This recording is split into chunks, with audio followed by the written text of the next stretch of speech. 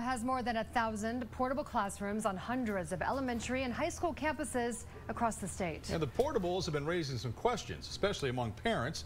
Our Beyond the Books education team has been looking into this for weeks now. Chris Jones joining us right now. And Chris, it's all about safety, right? Yeah, that is issue number one. And parents say they are not as safe, those portables, as the main building. And security experts we talked to say that is 100% true. The districts say, however, that these portables are safer than the house you live in. It makes me feel very uneasy. Portable classrooms are almost always unpopular with parents. There's a serious safety concern. Parents like Andrea Drake, who fears it's so easily accessed. These temporary buildings at her children's school are not safe. So there is a fence, right? But there's also an opening. That's right. It's just an opening that is like this 24/7. Beyond the Books looked at school security spending over the last year. At Jordan School District, they spent $390,000 on new security entrances. At the Nebo School District, they spent $11 million in upgrades to school entryways. And Washington County Schools spent $1.34 million on doors and entrances. This while portables are often opened with a single key card. Portable classrooms present some unique security challenges. Security expert Ken Trump spoke to us from his office in Cleveland, Ohio. He says temporary portables never are. Well, portable classrooms are never temporary. They're advertised as such, but end up becoming a fixture on school campuses literally for decades. And he says portables, no matter how long schools use them, are always a security concern. They're isolated. They're often not fenced in and are accessible to anybody who walks on the property. And Beyond the Books found that to be the case.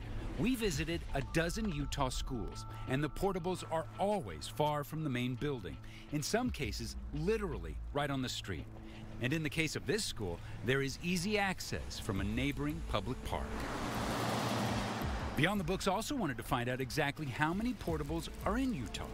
We discovered that every year, tens of thousands of students go in and out of at least 1,367 portables that are in use across the state.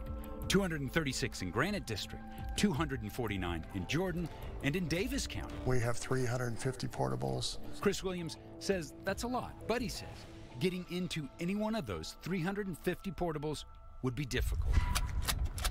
In Davis County, how do you make sure that they're kept safe from something happening? Well, we have the same protocols like any other school district has.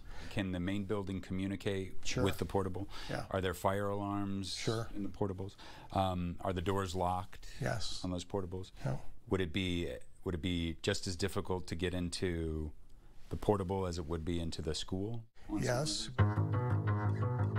In Noblesville, Indiana, if that's your intent, is to shoot up a school, that's your easiest target. these parents bonded together after a school shooting in 2018. They told the district they wanted to get rid of the portables. The district did it, but that is not an option in Davis County. If we were to do away with 350 portables, we'd have to build 13 additional schools. A typical elementary school may cost, in today's dollars, $30 million. As a parent, I have a right and the privilege to protect my children. Tonight, Andrea still wants those portables gone. I am very worried, very stressed about it. But the people who would have to carry the burden if there was a disaster say they trust these buildings with their most valuable assets. If you had a sixth grader and he or she was has a class in a portable, you would be comfortable. I've had students who have had the classroom inside a portable. It's been a great situation. Perfectly comfortable with that. Totally.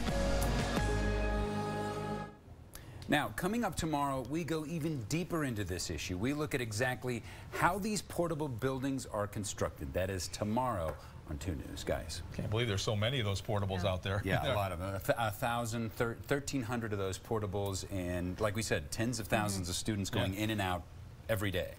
All right, Chris, thank you so much. And if you have an education story that you think Chris might need to investigate, you can call or email our Beyond the Books unit at the information you see there on your screen.